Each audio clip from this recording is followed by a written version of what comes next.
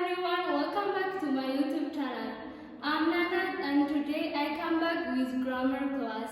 Last time we have seen about present continuous tense, but today we are going to learn about present perfect tense. So please subscribe, like my channel. Hi, I come to yeroo darbe waa'ee present continuous tense waliin barannee turre. Har'a immoo present perfect tense waliin barana jechuudha. Channel koo faaraa yoo taatan subscribe, like gochuu hin dagatinaa.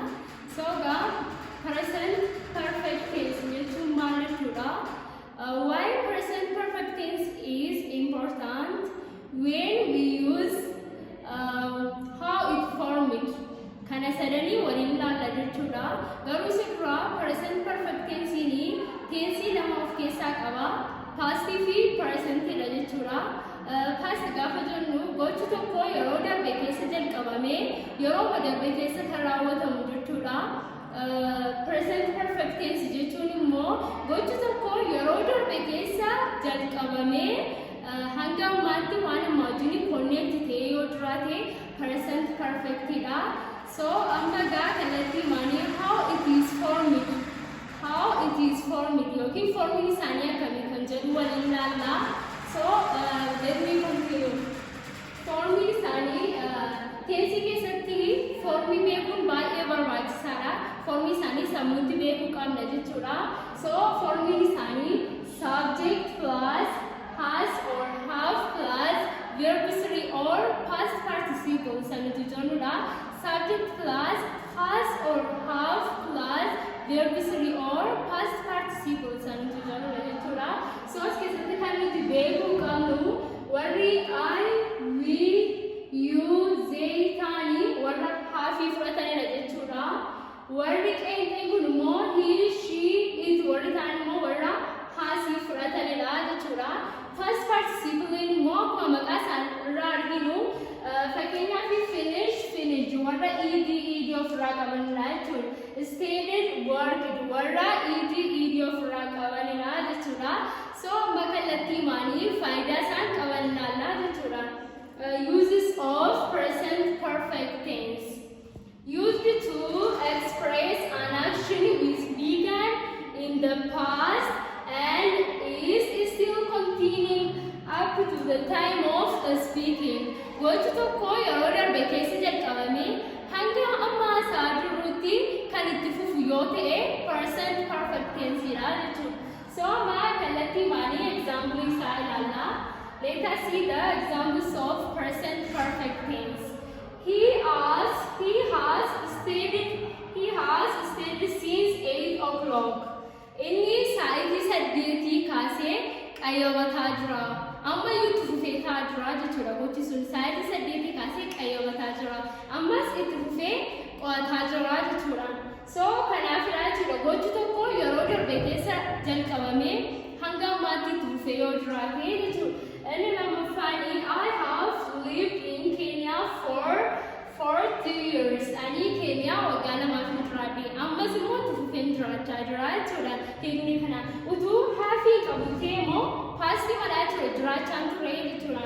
Utuu haafii qabu ta'e ani Kenya waggaa lamaaf jiraadhe jechuudha.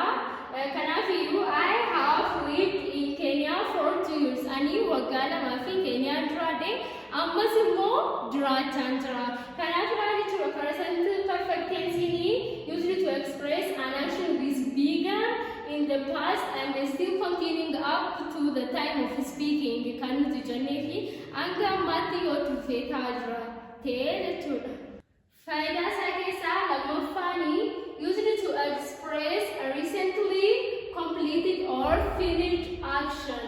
Used to express a recently completed action. Akkas jechuun immoo gocha akkuma dhiyoo raawwatame daqiiqaa muraasa dura waan raawwatame ibsuufi jechuudha. Here just is used. Asitti just fayyadamnee ibsinaa jechuudha. Fakkeenyaaf Ayyaantu has just arrived. Ayyaantu has just arrived. Ayyaantuni amma dhiyoo geesse. Akkas jechuun a few minutes ago jechuudha. Daqiiqaa muraasa dura jechuudha. Lammaffaadhaatti I have just finished my homework. Hojii manaa koo fixeen jira. finished my work. Ojiko fixeen jira. Daqiiqa muraasa dura fixee kan jiru ibsaraa jechuudha. Sadaffaa used for completed action whose effect continues up to the time of speaking.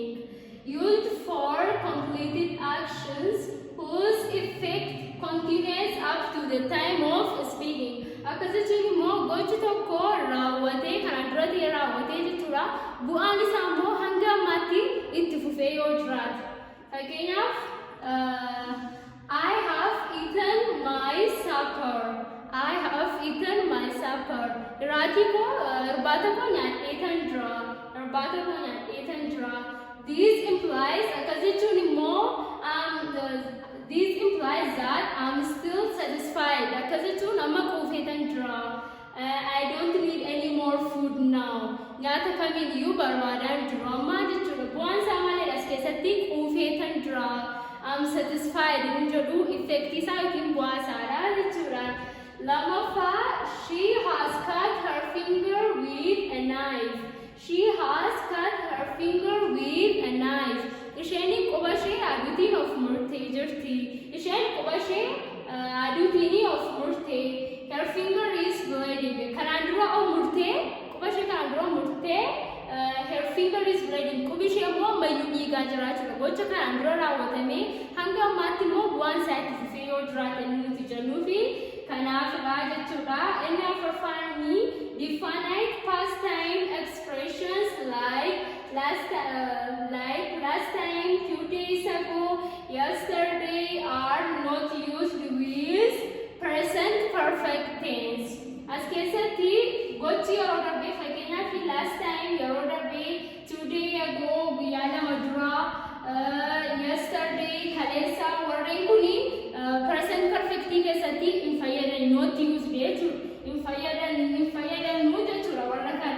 Inni kan biraanii with since and form. Since fi formiitiin fayyadamuu dandeenya jechuudha. Asitti fakkeenya fudhadhee kan kuna since for. Asitti fakkeenya fudhadhee kan jira. Kanaafiyyuu since and for fayyadamnee present perfect tense ibsuu dandeenya jechuudha. Inni dhumaanii teensonni kamiyyuu formii sadii qabu kanaan dura dubbadheera. Past continuous tense keessatti dubbadheera. Kanaafuu tense sadii qabu. Isaanis warroota positive, negative fi questionidha. Positive keessatti I have seen Abdi recently. Abdi dhiyootti argee hin beeku. I have seen Abdi recently. Abdi dhiyootti argee hin beeku. Negative keessatti immoo kan dura maal jedhee nootiitti dabalaa jechuudha. I haven't heard that news. Nootii fudhatu jechuudha. Question immoo akkuma maqaa isaa question qabaa jechuudhaan. Have you read this story? Seenaa kana dubbisteetta? Have you read this story? Seenaa kana dubbisteetta? Kana fakkaata jechuudha. In this video, you just learn about present perfect tense. Keep studying English. If you have questions, please let me know in the comment. I will see you in the next video.